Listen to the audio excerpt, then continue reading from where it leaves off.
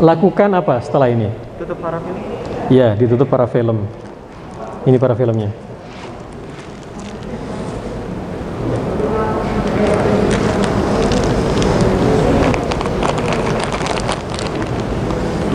Disobek aja.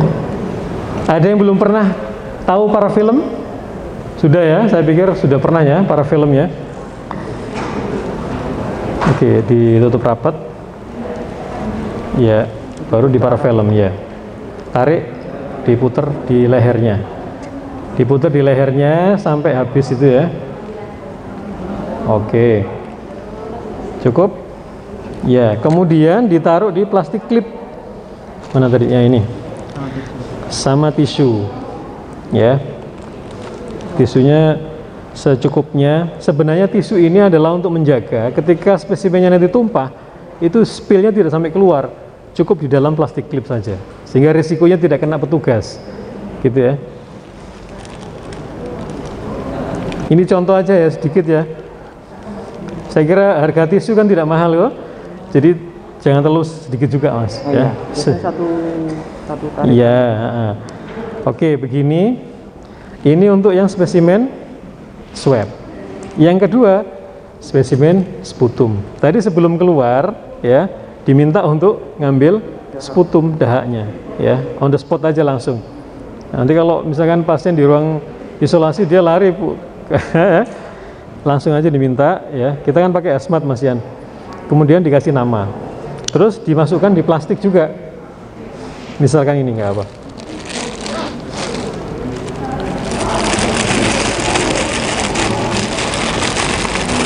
Mohon untuk selotipnya bukan pakai selotip atau pakai lakban ya. Ya.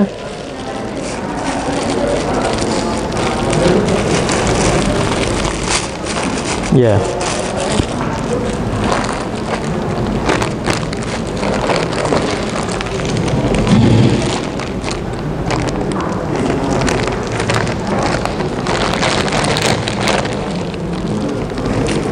Kemudian spesimen satu orang itu dalam satu plastik klip.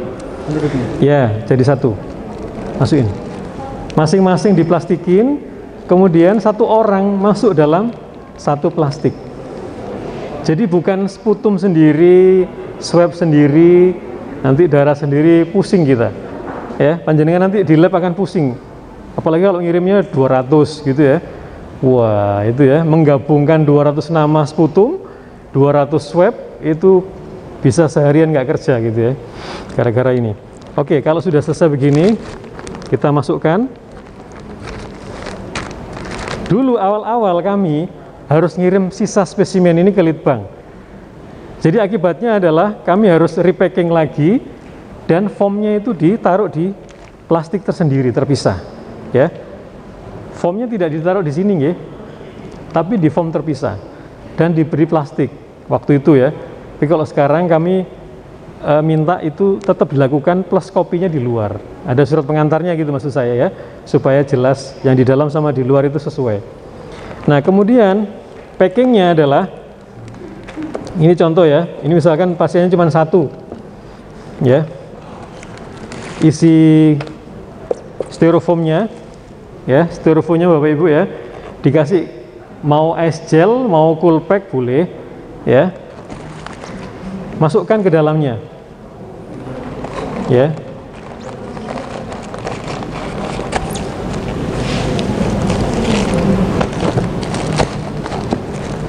Yakinkan kalau yang kita pakai ini untuk perjalanan ke tempat pemeriksa itu cukup waktunya dan suhunya tidak lebih dari yang dipersyaratkan.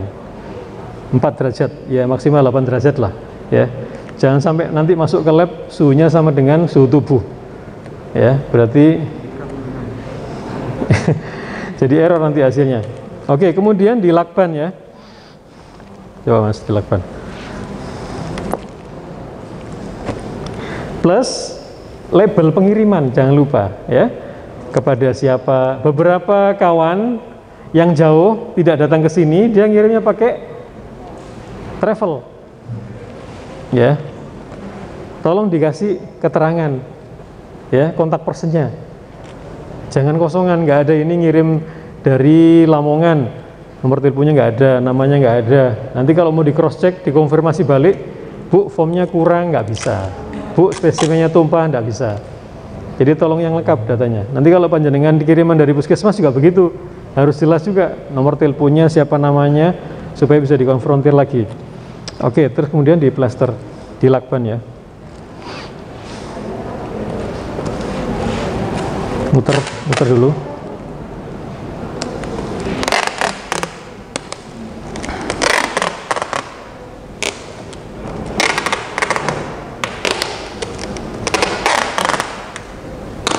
Ini guntingnya.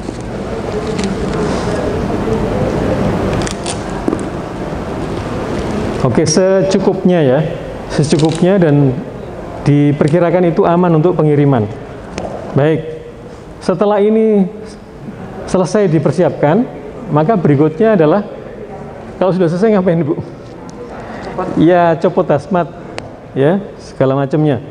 Yang perlu diperhatikan adalah ketika melepas, itu jangan sampai kemudian kita jadi terpapar, ya. Caranya adalah bagian yang luar itu nanti kita masukkan ke dalam, termasuk juga melepas handscoon kita. Seolah sepele tapi jadi ini berpengaruh besar gitu ya. Cara melepasnya ya, cara melepasnya juga begitu. Mungkin bisa dipraktekkan Mas. Ini kebetulan di plaster ya. Nah, melesternya juga gitu supaya mudah. Tadi ditekuk ujungnya, supaya kalau kita cari ujungnya itu nggak susah. Oke, berikan satu di sini aja Mas. Satunya ketemu nggak? Ya. Ya. Ya, yang luar di dalam, sama juga masukkan yang luar di dalam. Oke, jangan lupa untuk plastik sampahnya, ya. Mau pakai merek apa, jenis apa silakan. Tapi yang jelas ini autoclavable. Jadi kalau di autoclave dia nggak akan hancur. Penting ya. Nanti pakai kreseknya Indomaret boleh nggak? Jadi nyebut merek gitu ya. Aman nggak ketika di autoclave? Hancur nggak? Kalau hancur nanti malah berantakan. Ya. Jenisnya apa silakan. Banyak yang jual ya. Silakan dimasukkan yang itu juga. Oke, taruh bawah aja.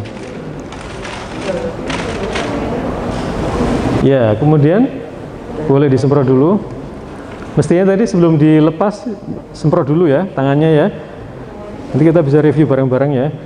Oke, terus kemudian dilepas.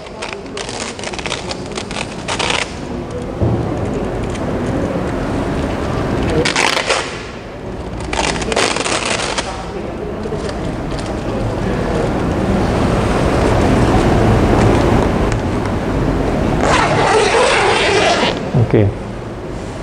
Ya.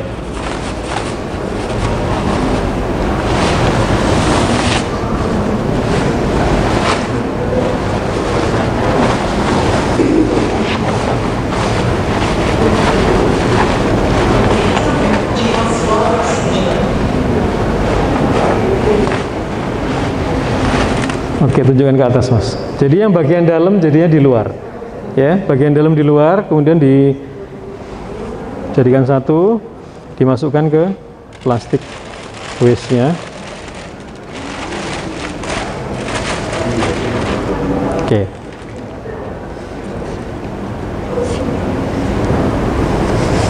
Untuk ngelepas N95 itu jangan dipegang depannya lagi. Kalau tadi masangnya di depan ya, kalau ngelepasnya jangan dipegang depannya.